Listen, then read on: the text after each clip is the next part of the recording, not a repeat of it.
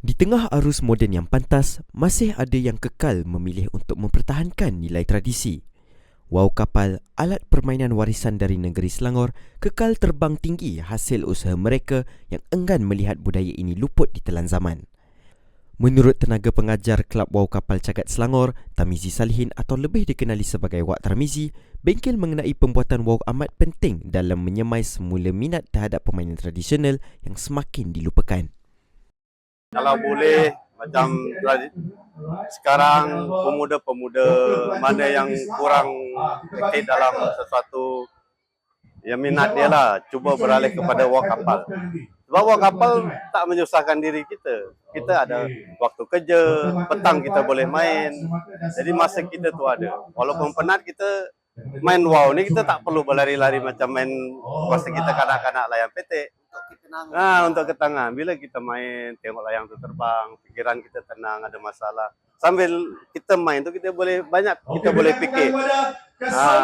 Berfikiran daripada ketenangan tu kita banyak yang perlu kita fikir. Sambil kita fikir masalah-masalah macam mana. Sambil menyelesaikanlah masalah-masalah kita kan. Sebab dia memang satu ketenangan. Kalau yang tak tahu boleh cuba.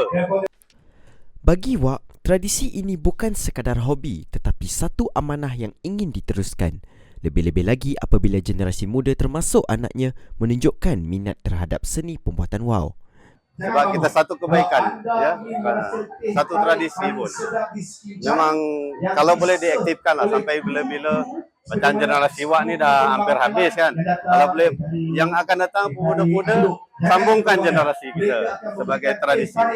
Tradisi wow kapal kembali mendapat perhatian apabila aktiviti bengkel dan demonstrasi anjuran Kelab Wow Kapal Cagat Selangor berjaya mencuri tumpuan pengunjung di Festival Sawah Padi Sekincan 2025 pada 26 dan 27 April.